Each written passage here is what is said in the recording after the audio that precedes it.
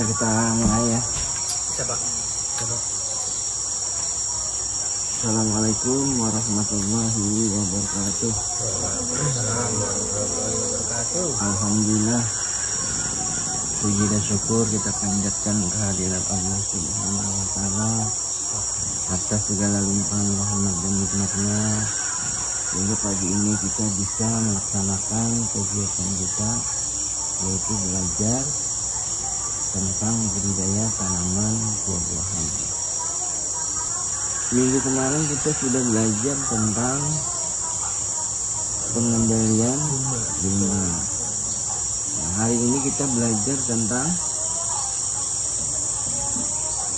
pemupukan. Ya. Ada yang tahu apa yang dimaksud dengan pemupukan?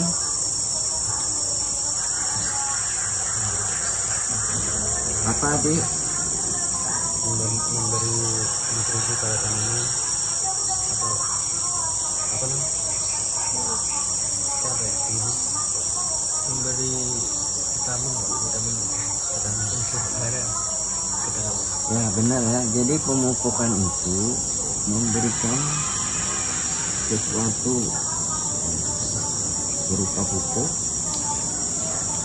unsur hara yang diperlukan oleh tanaman. Jadi kegiatan memberikan tambahan unsur hara dan nutrisi pada tanaman, itu yang dimaksud dengan pemupukan. Kemudian pemupukan itu ya caranya bisa diberikan secara langsung. Artinya pupuk kemudian disebarkan, bisa diberikan secara langsung. Bisa juga pupuknya tadi itu dilarutkan dulu di dalam air, atau dilarutkan dalam air, bisa dikocok, bisa disemprotkan. Bisa juga pupuk itu melalui injection itu kayak disuntikkan, seperti disuntikkan pada akar tanaman atau pada batang tanaman atau pada cabang tanaman. Apa sebenarnya manfaat daripada pemupukan? Apa Tio manfaatnya bagi tanaman? Supaya agar menjadi subur. Iya. Jadi fungsi daripada atau manfaat daripada kita memberikan pupuk pada tanaman itu adalah supaya meningkatkan produktivitas tanaman menjadi subur. Dengan diberikan pupuk, maka tanaman menjadi subur. Dengan subur, produktivitas tanaman menjadi bertambah dan meningkat. Bisa dipahami ya? Bisa Pak. Indah? Tidak Pak. Bisa. Ya. Jadi itu makna daripada pemupukan ya. Bapak ulangi lagi, pemupukan itu menambahkan sesuatu nutrisi atau unsur hara pada tanaman, baik secara langsung maupun tidak secara langsung. Nah, kemudian pemupukan itu bisa diberikan secara langsung, ditabur. Bisa juga diberikan melalui dilarutkan dulu. Bisa juga diberikan melalui penyuntikan atau injeksi. Nah, manfaat atau makna daripada pemupukan itu adalah untuk membuat tanaman kita itu menjadi subur, supaya produktivitas tanaman itu menjadi meningkat. Karena kalau tidak dipupuk, maka tanaman kita akan mengalami stagnasi pertumbuhan. Tidak ubahnya dengan manusia perlu makan. Kita bisa bayangkan kalau sehari kita tidak makan, maka tenaga kita menjadi berkurang, ditandai dengan lemasnya badan. Ya. Tidak bertenaga, tidak ada uratnya. Ya. Paham ya? untuk menerapkan pemupukan secara berimbang. Jadi pemupukan itu ada yang namanya pemupukan berimbang. Bukan kita memberikan pupuk itu semamaunya kita. Seperti kita makan 4 sehat 5 sempurna, 4 sehat 5 sempurna.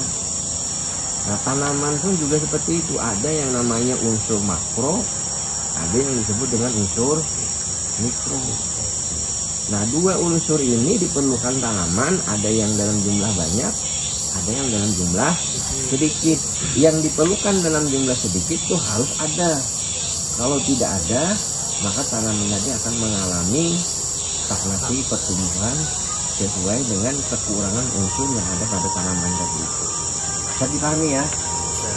Nah, keberhasilan di dalam memupuk itu sangat dipengaruhi dengan tepat. Ada namanya disebut dengan 5 tepat atau 6 tepat. Yang pertama itu tepat waktu. Jadi pemupukan itu tepat waktunya. Umpamanya saat ini tanaman durian kita itu lagi berbunga, sekarang pupuk apa yang kita perlukan? Berarti waktu berbunga, ya kan? Berarti harus ada pupuknya, harus tepat juga. Kita harus menambahkan namanya unsur kalsium, bukan kalium ya. Jadi pada saat dia berbunga, maka unsur yang kita perlukan supaya bunga tadi itu tidak mudah rontok, maka kita tambahkan unsur yang namanya kalsium. Berarti harus tepat tadi waktunya dia berbunga, pupuknya juga harus tepat, yaitu pupuk kalsium. Kalau seandainya kita berikan pupuk selain dari pupuk kalsium, misalnya pupuk N, maka tanaman tadi itu berbunganya mudah rontok, ya, bunganya mudah rontok. Kenapa? Karena unsur N itu dia membantu proses pembentukan tunas baru. Nah, ketika diberikan pupuk N atau urea, maka tanaman tadi akan menambah pembentukan tunas-tunas baru atau tunas air, ya. Sehingga unsur N tadi itu bukan untuk buah, tapi untuk pembentukan tunas baru. Nah, karena tunas baru itu baru muncul, menyebabkan unsur hara yang untuk bunga tadi itu menjadi terhenti. Makanya bunganya akhirnya mengalami kerontokan. Terpahami ya? Kemudian yang ketiga, tepat dosis. Nah, dosisnya harus tepat. Tidak boleh memupuk itu tidak punya ukuran, takaran atau dosis. Jadi harus sesuai dengan dosisnya, ya.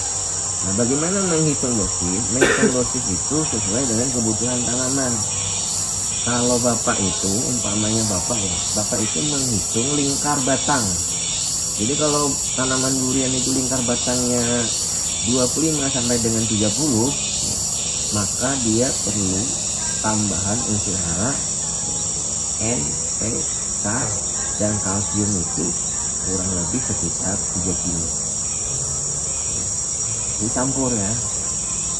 Jadi satu tanaman, ini untuk di tempat bapak ya. Kalau di tempat lain bapak nggak tahu deh. Ya, karena masing-masing orang punya asumsi yang berbeda. Kalau bapak memupuk itu berdasarkan lingkar batang. Jadi kalau lingkar batangnya makin besar, maka kebutuhan pupuknya juga akan semakin banyak. Jadi kalau diameternya 25 sampai dengan 30, maka pupuk yang diberikan itu kurang lebih 3 kilo, ya, N, P, dan K.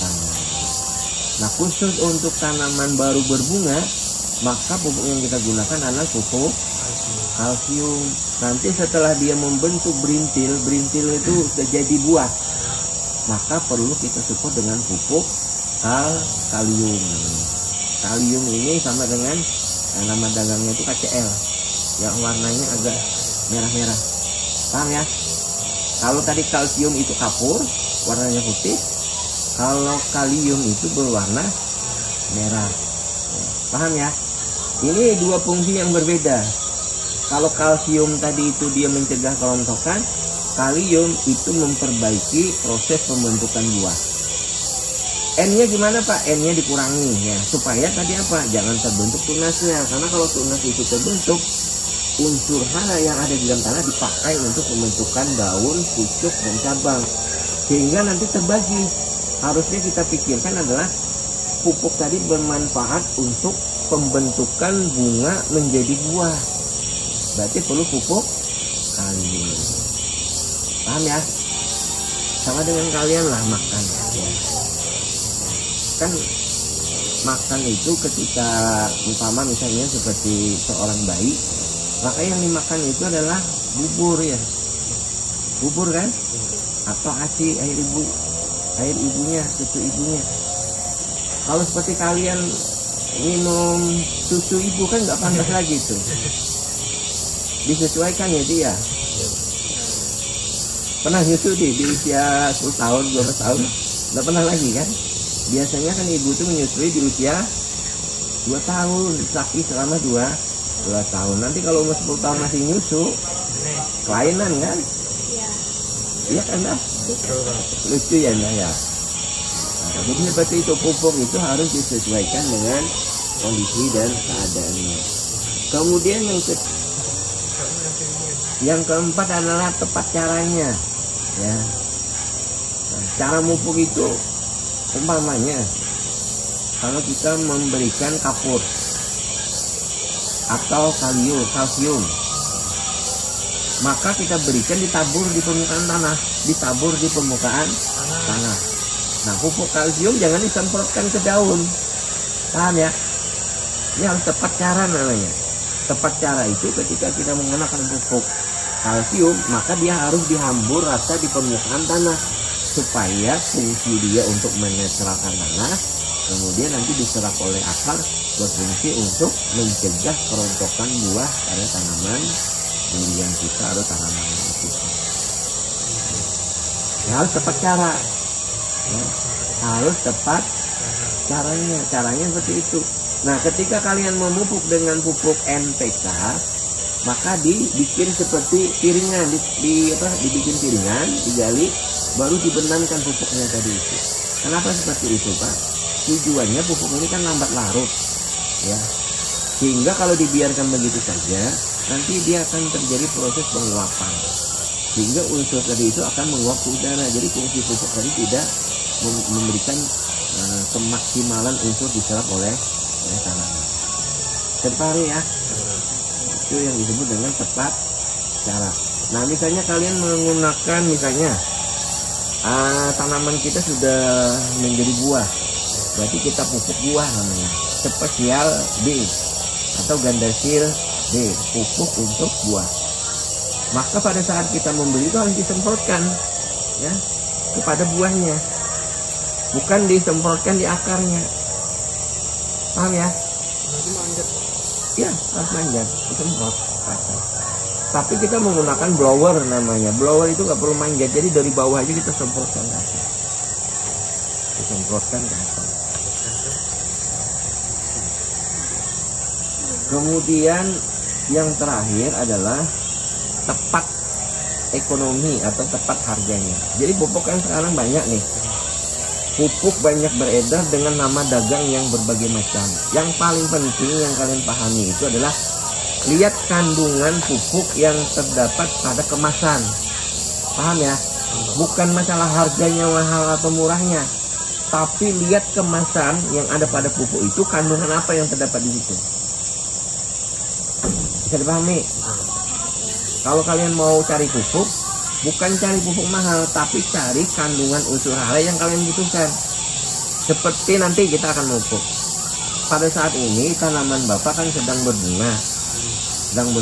Maka pupuk yang kita butuhkan itu adalah pupuk kalsium ya, dengan sedikit kandungan nitrogennya.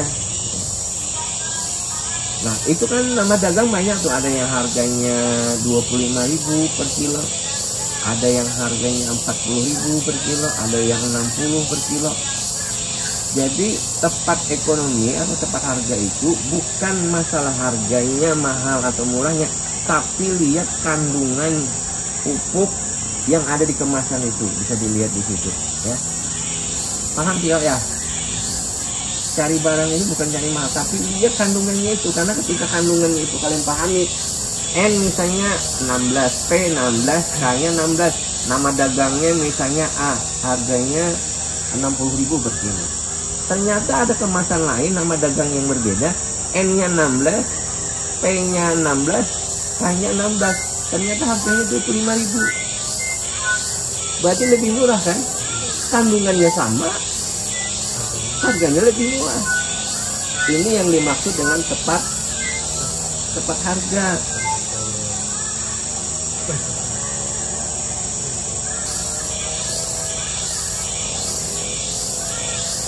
Jadi yang paling penting kalian pahami itu adalah di dalam kalian memupuk itu ya, yang kalian harus perhatikan itu adalah tepat waktu di dalam memupuk, kemudian tepat jenis pupuk yang digunakan, kemudian tepat dosisnya, kemudian tepat caranya, yang terakhir adalah tepat secara harga atau ekonomi. Itu yang harus kalian pahami di dalam melakukan pemupukan. Sampai di sini ada pertanyaan? Ya Pak. Ya, apa sih? Kan pupuk itu banyak Pak jenisnya. Kalau misalnya pupuk yang dipakai berbeda gitu, itu maksudnya cocok-cocokan nggak Pak? Kalau untuk tanaman, ada yang menggunakan misalnya dari produk ini nggak cocok, ada yang pakai produk ini cocok, ya gitu Pak. Jadi memang tanaman itu kan dengan kondisi lahan yang berbeda, iklim yang berbeda, itu kan kecenderungan. Misalnya Adi tinggal di mana? Di PTU kan? Nah, di sana mungkin tanahnya agak berpasir, lahan di sana agak berpasir, sehingga ketika kita pupuk itu cenderung mudah larut ke dasar permukaan tanah. Nah, ketika di tempat Bapak tanahnya agak lempung berliat, sehingga ketika dipupuk dia ngendap, tidak larut sampai ke bawah. Jadi bisa jadi dosis nama pupuknya misalnya urea, ketika digunakan di tempat Bapak itu akan berbeda ketika digunakan di tempat Adi.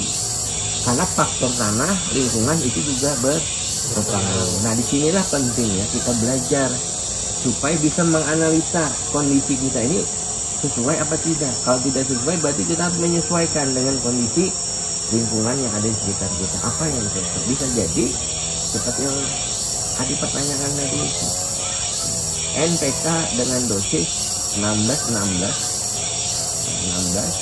di tempat Bapak itu pengaruhnya cepat diserap oleh tanaman, tapi di tempat Adi lambat. Kenapa?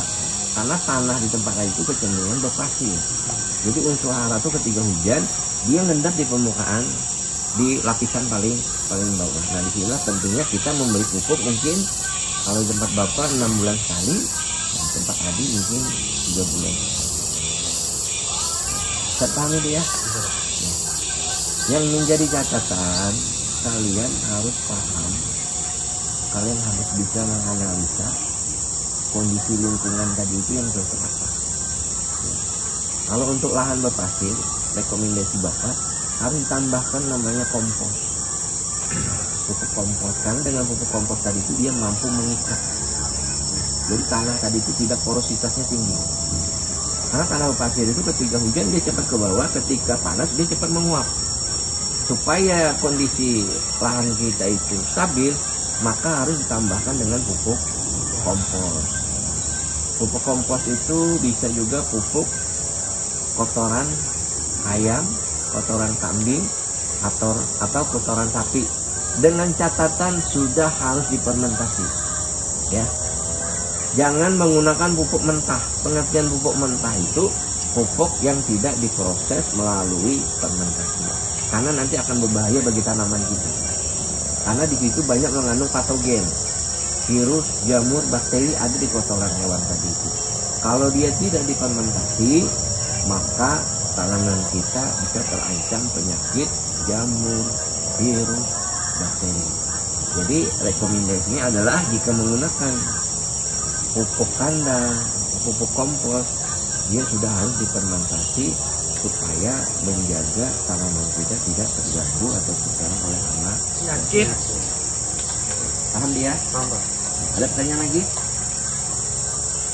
Kalau ada pertanyaan, Bapak ingin cerita ya sedikit ya. Di dalam buku ya, di dalam kitab itu diceritakan. Seperti di kebun Bapak ini ada belalang. Tahu belalang? Belalang itu ternyata dia main gitu sama teman-temannya. Tiba-tiba masuk ke dalam kotak. Masuk ke dalam kotak dan tidak bisa keluar. Tahu kardus ya? Kardus kotak nih itu rupanya dibuang orang. Seperti tempat kita gini kan, ini banyak tanaman, jadi belalang itu kan makanannya kan daun-daun.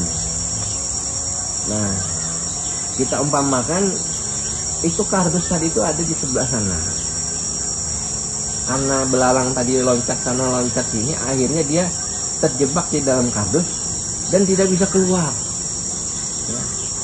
Jadi kalau dia mau loncat itu nyangkut karena ada kotak tadi itu. Jadi mau lompat gini, nyangkut lagi, jatuh lagi. Dan dia tidak bisa keluar dengan kurun waktu yang sangat lama. Tiba-tiba dia berupaya supaya bisa keluar dari kotak tadi itu. Akhirnya dia, karena kotak tadi lama-kelamaan menjadi rusak ya, akhirnya belalang tadi bisa keluar dari kotak tadi itu. Saking senangnya dia, berjalanlah dia dari pohon ke pohon. Bertemulah dengan sekawanan belalang. Jadi belalangnya dia temannya belalang juga. Ya Tio. Nah jadi belalang tadi Tio, ketika dia bertemu dengan temannya, dia melihat temannya yang bebas di alam tadi itu, lompatannya itu tinggi dan jauh. Ya, belalang tuh kalau dia lompat tinggi dan jauh. Si belalang yang di dalam kotak tadi itu berpikir, kok bisa mereka lompat dengan lompatan yang tinggi dan jauh. Sedangkan si belalang tadi itu lompatannya hanya sekitar situ saja.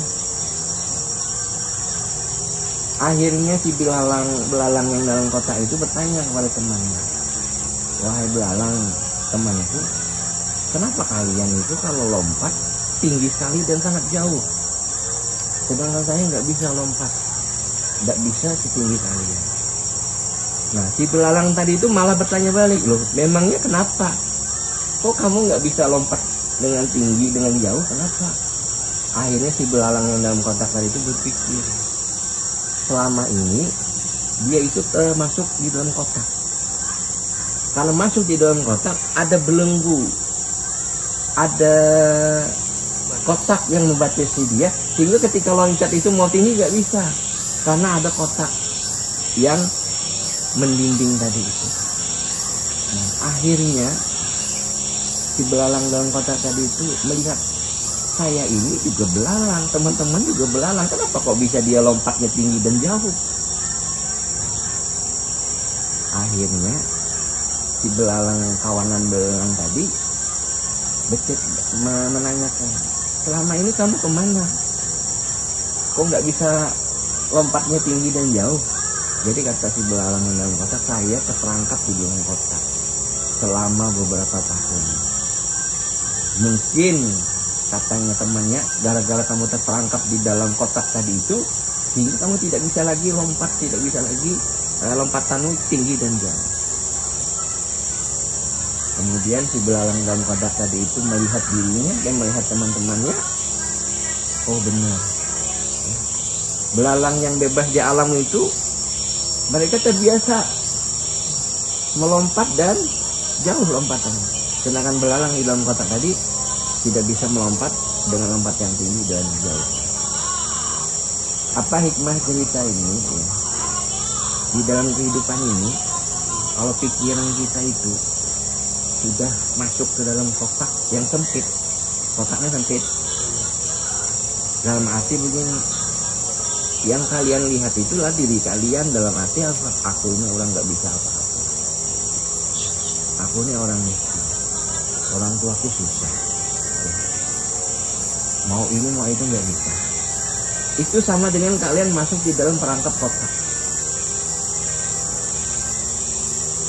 Kalian lihat orang lain yang sukses itu, kalian melihat diri kalian tuh menjadi orang yang lemah. Iya, dia sukses karena orang tuanya kaya. Oh, dia sukses karena dibantu oleh keluarganya. Saya nggak punya orang tua, nggak punya keluarga. Kalau kalian masuk di dalam kotak ini, tidak ubahnya seperti belalang yang dalam kotak tadi. Tidak akan bisa melompat yang tinggi dan jauh. Paham ya? Kita harus bisa keluar dari kotak tadi itu. Kita harus bisa berpikir, bisa melihat, orang lain bisa, saya juga harus bisa. Orang bisa sukses, saya juga harus bisa sukses. Ya Tio, kan sama nih.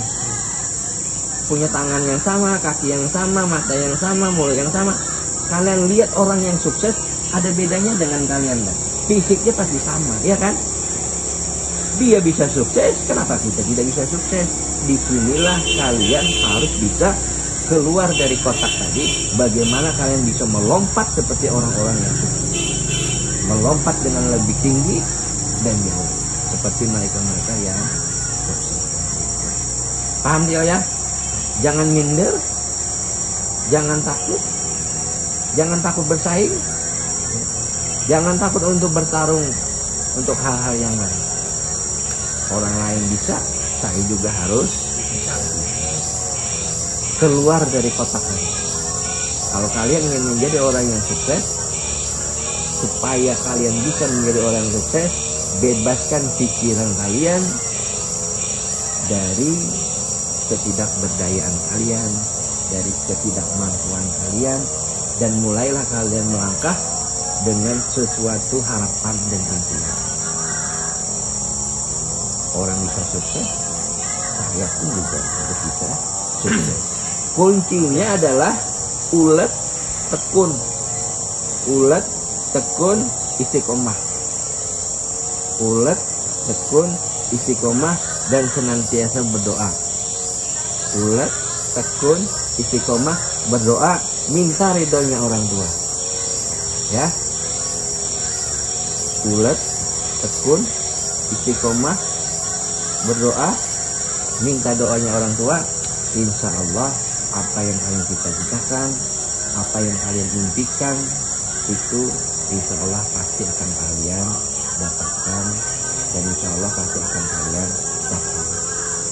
Harus jadi orang sukses ya. Jadi Rena harus jadi orang sukses. Ya. Indah, Nur, harus jadi orang sukses dah. Kita hidupnya sekali. Buat kesuksesan untuk diri kita dan keluarga kita, untuk kampung halaman kita. Orang lain bisa menjadi pahlawan bagi keluarganya, saya juga bisa menjadi pahlawan bagi kampung halaman saya, dengan memberi manfaat yang sebanyak-banyaknya kepada masyarakat. Hidup yang sekali ini harus memberi makna bagi kehidupan kalian. Kalian harus menjadi orang yang sukses. Kalian harus bisa menjadi orang yang memberi manfaat kepada semua kehidupan. Ya. Maka hidup kita insya Allah akan diberkahi di dunia sampai di akhirat. Mungkin ini saja yang bisa Bapak sampaikan. Nanti kita praktek memupuk. Pupuknya sudah Bapak siapkan. Ya. Nanti cara pemupukannya Bapak ajarkan. Mungkin demikian yang bisa Bapak sampaikan. Mohon maaf atas kekurangannya. Terima kasih banyak atas segala perhatiannya. Mudah-mudahan Allah menganugerahkan